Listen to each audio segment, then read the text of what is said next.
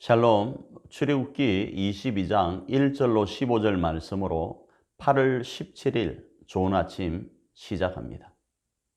사람이 소나 양을 도둑질하여 잡거나 팔면 그는 소 한 마리에 소 5마리로 갚고 양 한 마리에 양 4마리로 갚을 지니라.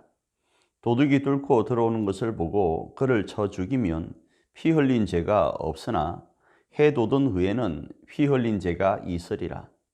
도둑은 반드시 배상할 것이나 배상할 것이 없으면 그 몸을 팔아 그 도둑질한 것을 배상할 것이요.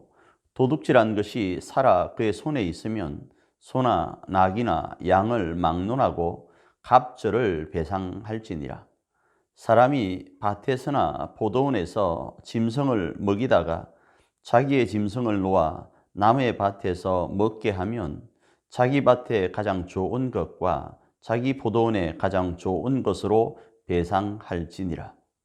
불이 나서 가시나무에 댕겨 낫갈이나 거두지 못한 곡식이나 밭을 태우면 불 놓은 자가 반드시 배상할지니라.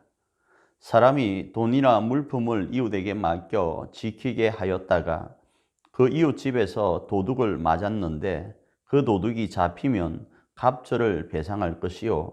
도둑이 잡히지 아니하면 그 집 주인이 재판장 앞에 가서 자기가 그 이웃의 물품에 손댄 여부의 조사를 받을 것이며 어떤 이런 물건, 즉 소나 낙이나 양이나 의복이나 또는 다른 이런 물건에 대하여 어떤 사람이 이러기를 이것이 그것이라 하면 양편이 재판장 앞에 나아갈 것이요. 재판장이 죄 있다고 하는 자가 그 상대편에게 갑절을 배상할지니라. 사람이 낙이나 소나 양이나 다른 짐승을 이웃에게 맡겨 지키게 하였다가 죽거나 상하거나 끌려가도 본 사람이 없으면 두 사람 사이에 맡은 자가 이웃의 것에 손을 대지 아니하였다고 여호와께 맹세할 것이요. 그 임자는 그대로 믿을 것이며 그 사람은 배상하지 아니하려니와 만일 자기에게서 도둑 맞았으면 그 임자에게 배상할 것이며 만일 찢겼으면 그것을 가져다가 정언할 것이요 그 찢긴 것에 대하여 배상하지 아니할지니라. 만일 이웃에게 빌려온 것이 그 임자가 함께 있지 아니할 때에 상하거나 죽으면 반드시 배상하려니와 그 임자가 그것과 함께 있었으면 배상하지 아니할지니라. 만일 새 낸 것이면 새로 족하니라.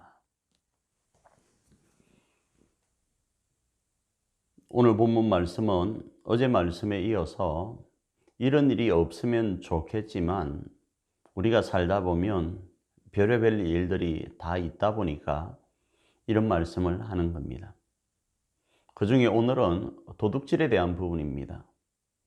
이스라엘 백성들은 하나님의 선민이기 때문에 도둑질하면 안 됩니다.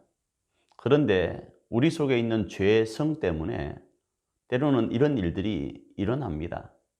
그럴 때 어떻게 할 것인가? 만일에 밤에 도둑이 들어왔는데 그 도둑을 때렸는데 죽였다 했을 때는 아무런 책임이 없다라는 겁니다. 그러나 낮이 밝았을 때 도둑을 때려 죽였다면 거기에 대한 책임은 있다라는 겁니다. 두 번째로 물건을 맡은 겁니다. 그 물건을 맡아서 자신의 물건과 함께 보관을 합니다.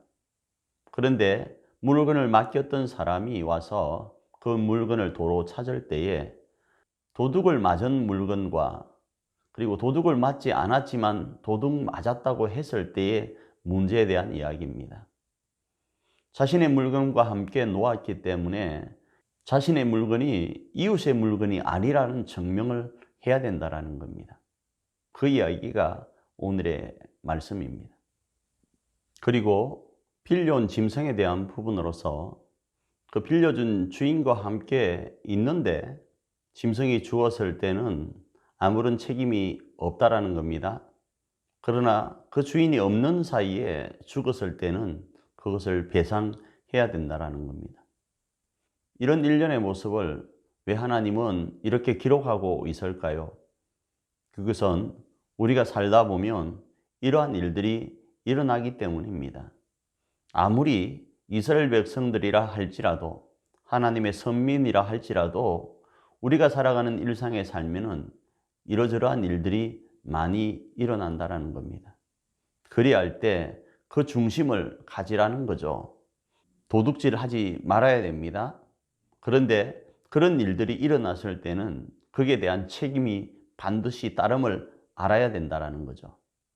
그러기에 어쩔 수 없이 일어날 수밖에 없는 일과 어쩔 수 없이 당할 수밖에 없는 일들 앞에 있었을 때를 대비해서 관리적인 부분이 확실해야 되는 겁니다. 그 선이 명백해야 되는 겁니다. 그래야 분쟁이 없게 되는 거죠. 그러기에 오늘 하루 우리가 살아가는 삶도 마찬가지입니다. 오늘 하루를 살다 보면 의도치 않는 수만 가지 일들이 있습니다. 그 일들에 있어서 무엇을 기준 삼을 것인가? 하나님이 허락하시는 법으로 기준 삼는 겁니다. 그 중에 가장 이상적인 법이 생명의 성령의 법입니다. 하나님께서 우리에게 허락하신 계명대로 살아가는 거죠. 생명의 성령의 법, 예수 그리스도께서 우리에게 명하신 그 법을 기준 삼고 우리 신비에 새기며 살아가는 겁니다. 그리고 이렇게 사는 하나님의 사람들에게 오늘도 반드시 형통과 복으로 역사하시는 하나님을 기억하면서 오늘 하루를 사는 겁니다. 그런 삶을 사는 사람들이 우리 가족들이 되기를 축복합니다. 좋은 아침입니다.